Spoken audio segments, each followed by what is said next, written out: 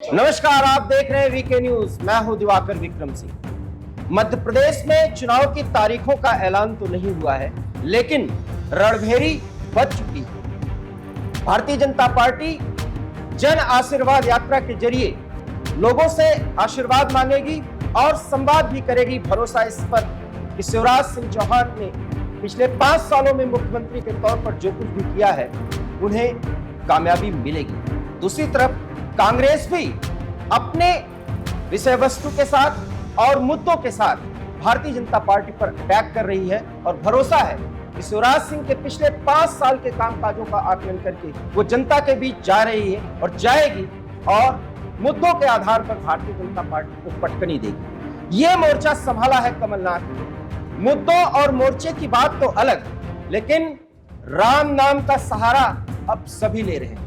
Bharatiya Janata party का नेता या कोई भी उसका मुखिया राम के नाम का जिक्र करे तो ये समझ में आता है, क्योंकि राम नाम के बगैर और राम एक मुद्दे के तौर पर अगर इस देश में चर्चा में आते हैं तो भारतीय जनता पार्टी उससे मुकर नहीं सकती, न वो मुकरती है और उसके राजनीति का आधार भी इससे तैयार होता है। लेकिन अगर कांग्रेस राम का नाम लेकर के या हिंदुत्व और सनातन के अपने अंदाज में चर्चा करके मध्य प्रदेश की राजनीति में प्रभावी होना चाहती है तो इसके मायने समझे जा सकते हैं। जी हां, मैं ऐसा इसलिए कह रहा हूं कि हिंदुत्व के मुद्दे पर बागेश्वर सरकार के एक कार्यक्रम में जब कमलनाथ ने सवाल पर जवाब दिया कि जिस देश में 83% हिंदू हो वहां हिंदू या हिंदुत्व पर चर्चा करना ही बेवकूफी है। और उसके बाद अब शिवराज सिंह चौहान, माफ करिएगा, अब कमलनाथ हर एक मंच पर या सार्वजनिक स्थलों पर रामनामी पट धारण करते हैं। सवाल यह है कि क्या राम नाम का सहारा लेना या सॉफ्ट हिंदुत्व के रास्ते पर चलना कमलनाथ कांग्रेस की मजबूरी है, वो भी उस स्थिति में जब राहुल गांधी या सोनिया गांधी इस पर कई बार सवाल उठाते रहे। आज हम इसी मुद्दे पर मध्य प्रदेश की राजनीति को पिछले 3 दशकों से गहरी परख करने वाले वरिष्ठ पत्रकार मनीष जी से इस पर सवाल जवाब करूंगा और इसका विश्लेषण उनसे कराने की कोशिश करूंगा। मनीष जी, आपका बहुत बहुत स्वागत। सबसे पहला सवाल तो यही है कि क्या सॉफ्ट हिंदुत्व की राह पर कांग्रेस चल पड़ी है? देखिए, मैं आपको बताऊं कि देश काल और परिस्थिति के हिसाब से दिवाकर जी मुद्दे बदलते रहे और कांग्रेस की ये इस समय राष्ट्रीय मजबूरी है कि कांग्रेस को अब ये देखना पड़ रहा है कि हमें चुनाव में करना क्या है। क्योंकि सबसे बड़ी बात यह है कि कांग्रेस के लिए एक बात मैं हमेशा कहता हूं, आप अगर एक नेता से एक मुद्दे पर बात करें और उसी सवाल पर कांग्रेस के 4 प्रमुखों से बात करें तो चारों के आपको जवाब अलग अलग मिलेंगे। मुद्दा है, उनको ये पता नहीं कि उन्हें करना क्या है। जी। तो अब जो जिस तरह से शिवराज सरकार ने अपने सरोकार जोड़े, जिस तरह से जनहितैषी योजनाओं की एक लंबी फहरिस्त मैदान में उतारी, जिस तरह से उनकी मॉनिटरिंग चल रही है, एक लंबी लिस्ट है। इस पर चर्चा करेंगे तो मुझे लगता है घंटे बीत जाएंगे। लेकिन अभी हमारा जो मुद्दा है रामनामी वाला, तो रामनामी जैसा आपने जिक्र किया कार्यक्रम की शुरुआत में कि राम नाम का जिक्र अगर मुखारबिंद जो है भाजपा का हो तो समझ में आता है कि हाँ जी, भारतीय जनता पार्टी जो है वो राम नाम को लेकर के हमेशा से अपने आप को वो करती रही है और उसने सियासत में बहुसंख्यक समाज का जो कहीं ना कहीं उसकी आस्था के साथ लगातार लंबे समय तक कांग्रेस सत्ता में रही। कितना लंबा ऐसा वाक्य इतने हैं, आप देखिए कि आप देखेंगे कि राम सेतु का मसला हो, चाहे राम मंदिर का मसला हो, चाहे जब भी इस तरह के कोई मुद्दे आए हैं तो सुप्रीम कोर्ट के दरवाजे पर कौन गए, किस तरह के मुद्दे लेकर गए, राहुल प्रियंका किस तरह की बात करते रहे, कांग्रेस के कपिल सिब्बल जैसे जो वकील हैं, बड़े नेता हैं, वो किस तरह की दलीलें देते रहे। तो आज आखिर वो कौन सी राष्ट्रीय मजबूरी है कि कमलनाथ जी को राम नामी धारण करनी पड़ रही है, क्योंकि उन्हें ये पता है कि बहुसंख्यक समाज सनातन को लेकर, राम को लेकर अब पूरी तरह से जागृत है। इसको सियासत से देखने की जरूरत नहीं है सर, क्योंकि ये विषय सियासत का नहीं है, विषय धर्म और संस्कृति अपनी अपनी अलग अलग होती है। नजीर बनारसी साहब ने ये भी कहा है कि जैसी माँ है ए नजीर वैसी ही संतान भी, और देश ही अब धर्म है, देश ही ईमान भी। तो देश को आगे लेकर, राष्ट्र को आगे लेकर और भारत प्रथम को आगे लेकर, देश प्रथम को आगे लेकर, नेशन फर्स्ट को आगे लेकर कौन चल रहा है? टीन मनीष जी, एक बहुत अहम सवाल है कि आप 30 दशक से जानते हैं और भारतीय जनता पार्टी की राजनीति को बहुत अच्छी तरह से जी मेरी बीट परखते हैं। जी, मैं सवाल ये करना चाहता हूँ, क्या कांग्रेस ने, विशेष करके कमलनाथ ने, जिनके नेतृत्व में ये चुनाव लड़ा जा रहा है, उन्होंने समझ लिया है कि विकास के मुद्दे के साथ अगर हम सिर्फ विकास के मुद्दे पर या शिवराज के 5 साल के कार्यों पर ही उन्हें घेरेंगे तो सफलता नहीं मिलने वाली।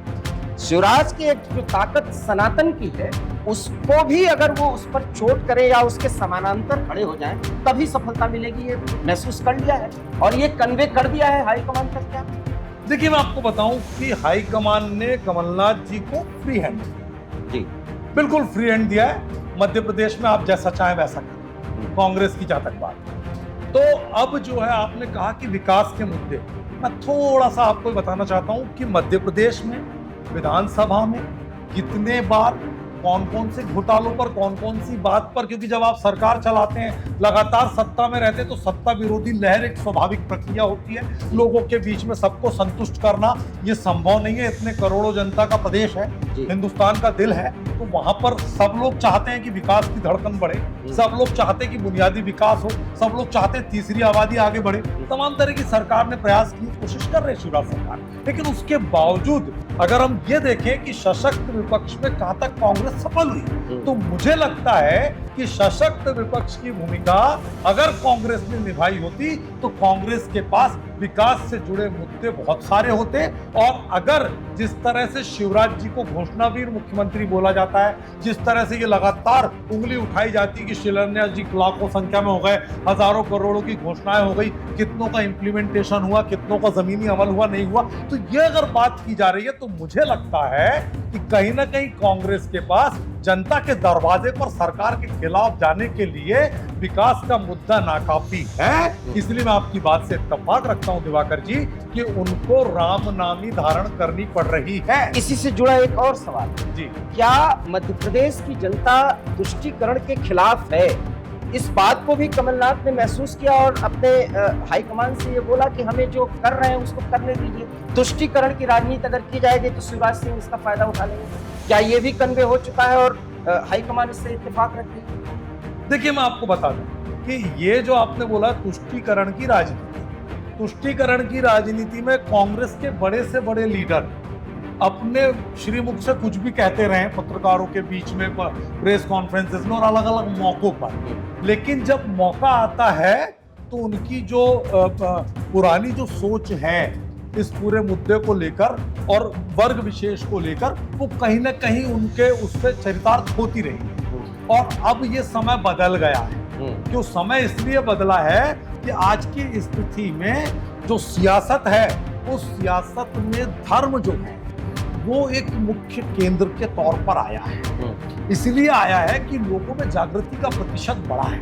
लोगों को ये पता है कि आज अगर हम नहीं जागे तो कल हमारी पीढ़ियां हमको माफ नहीं करने वाली है। ये परिस्थिति बन चुकी है। और ऐसे में जब देखा जा रहा है कि भारतीय जनता पार्टी के नेताओं को प्रतिसाद मिलता है धार्मिक तौर पर, ऐसे आयोजन करने से, सनातन की बात करने से, भगवान राम का जाप करने से, भजन कीर्तन करने से और ऐसे अवसरों को साथ में उसमें शामिल होकर के और उसमें एक हिस्सेदारी करने से, अब उसको आप किस चश्मे से देखते हैं, ये अपना अपना नजरिया है। ये भी देखा जा सकता है कि सियासत के लिए कर रहे हैं, ये भी देखा जा सकता है कि वास्तव में सनातन को लेकर के इस पार्टी ने, भारतीय जनता पार्टी ने, उसके आनुषंगिक संगठनों ने राम को लेकर के, सनातन को लेकर के, हिंदुत्व को लेकर के और गौ माता को लेकर के वैश्विक स्तर पर, न केवल भारत जी, वैश्विक स्तर पर जो कुछ किया, जो संरचनात्मक ढांचा खड़ा किया, जिस तरह के जो है चना चबेना करके एक जमाने में इनके नेता और तमाम आनुषंगिक संगठन घर घर गांव गांव पहुंचे, गली गली दस्तक दी, उसका नतीजा है कि आज एक माहौल बना है, एक वातावरण बना है। और उस वातावरण का प्रतिसाद जब दिख रहा है कि मिल रहा है, एक रिस्पॉन्स है, तो कहीं ना कहीं बिल्कुल। मुझे लगता है कि अगर आप समय के साथ नहीं बदलेंगे तो आप पीछे रह जाएंगे। कांग्रेस को ये समझ में आ चुका है। एक अहम सवाल है, कभी शिवराज सिंह चौहान से जब पूछा गया जी। कि अब कमलनाथ भी राम की राह पर चल चुके हैं, सनातन की राह उन्होंने पकड़ ली है, तो शिवराज सिंह ने एक बात कही जिसका विश्लेषण आप करें। उन्होंने ये कहा कि राम हमारे भी हैं, तो राम के हैं, ये तो किसी से छिपा नहीं है। अब अगर और सब राम के होते हैं तो वो तात्कालिक तौर पर चुनाव आ रहा है इसलिए राम के हुए हैं, या अनंत काल तक वो राम के साथ रहेंगे? ये एक बड़ा सवाल उठाया है। इसका जवाब क्या कमलनाथ देना चाहेंगे, या इसका जवाब कांग्रेस की तरफ से दिया जाएगा? देखिए, मैं आपको बता दूं, बड़ी मजेदार बात है। राहुल गांधी जी ने जनेऊ, गोत्र, हम आप तमाम तरह की स्थितियां देख रहे हैं, और उसके बाद दूसरी तरफ प्रियंका जी और राहुल जी के द्वारा इसको लेकर के, इन बातों को लेकर के किस तरह के बयान दिए जाते रहे, चाहे राम सेतु का मुद्दा हो, चाहे राम मंदिर का मुद्दा हो, कोई सा भी मुद्दा हो, किस तरह की बातें आती रही, किस तरह की चीजें आती रही, तो ये एक परिपाटी है। लेकिन अब जो है कमलनाथ जी ने जिस तरह से कहा, तो मैं ये मानता हूं कि अपने राम सबके राम और सबके राम अपने राम। तो राम तो सबके हैं, लेकिन राम के कौन है, सवाल यहां उठता है। राम सबके हैं क्योंकि मर्यादा पुरुषोत्तम है, वो हमारे लिए पूज्य हैं, हमारी आस्था का प्रतीक हैं, हमारे लिए बहुत बड़ी उनकी एक हमारे जीवन के पूरे दर्शन में प्रभु श्री राम का एक बहुत बड़ा योगदान, बहुत बड़ा महत्व। तो ऐसे में भगवान तो सबके हैं, राम सबके हैं, लेकिन राम के कौन है का जो सवाल का जवाब है, शिवराज जी ने सीधे कहा था कि क्या ये चुनावी राम है? हाँ। तो ये जो मसला आया है, ये शिवराज जी पार्टी के होने के नाते, भारतीय जनता पार्टी के प्रदेश के मुखिया होने के नाते, उनका परम कर्तव्य है कि विपक्ष को अपने स्तर पे वो घेरेंगे, बात करेंगे। लेकिन एक पत्रकार के तौर पर सपाट तरीके से अगर मैं बात करूं, तो मेरा ये मानना है कि कमलनाथ जी ने ये जो बात अभी चरितार्थ करते हुए दिखाई है, जिस तरह से हनुमान जी का मंदिर छिंदवाड़ा में बनवाया, जिस तरह से भगवान बागेश्वर धाम के शरणों में पहुंचे, जिस तरह से राम नामी का दुपट्टा ओढ़ा, तो क्या उनके चाल चरित्र और चेहरे में ये तमाम चीजें लंबे समय तक रहेगी? ये चिरस्थायी भूमिका में है क्या? ये उनने स्वीकार किया है क्या बहुत दिल से कांग्रेस की विचारधारा को अपने मन मस्तिष्क से हटाकर? क्या वो ये स्वीकार कर रहे हैं कि हम बहुसंख्यक हिंदू समाज का हिस्सा हैं और सर्वप्रथम हम हिंदू हैं, उसके बाद हम भाजपा या कांग्रेसी हैं? अगर वो ये स्वीकार करते हैं और इसका सार्वजनिक प्रकटीकरण करते हैं तो मुझे बेहद खुशी होगी। ये जो कमलनाथ जी ने ये स्टैंड लिया और ये जो प्रयोग कर रहे हैं, आपको क्या लगता है कि मध्य प्रदेश में कितनी सफलता हासिल कर सकते हैं? और अगर कांग्रेस को इसमें सफलता मिली तो क्या ये 2024 के चुनाव में कांग्रेस पार्टी एक प्रमुख फैक्टर के रूप में इसको हासिल कर सकती है, या इसको अख्तियार कर सकती है इस रूप को? देखिए, मैं आपको बताऊं, अभी जो ये वाला पूरा मामला है, ये मामला मुझे लगता है कि कहीं ना कहीं क्षतिपूर्ति भत्ते जैसा कांग्रेस के नजरिए कि हमने साहब विकास को लेकर के बखिया उधेड़ती चीजें सामने लाएंगे हम कि साहब शिवराज जी ने कुछ नहीं किया, हमारी सरकार इस तरह हमारे जबड़े में से छीनी गई, इस तरह बगावत हुई, इस तरह इतने लोग बागी हुए और अचानक से सरकार बना ली गई, इस तरह की तमाम बातें आई, वो पूरा रिपीट कर लेंगे सारी चीजें। लेकिन क्या ये काफी है? अगर ये काफी नहीं है तो हम क्षतिपूर्ति भत्ते के तौर पर और कौन सा मुद्दा लाएं?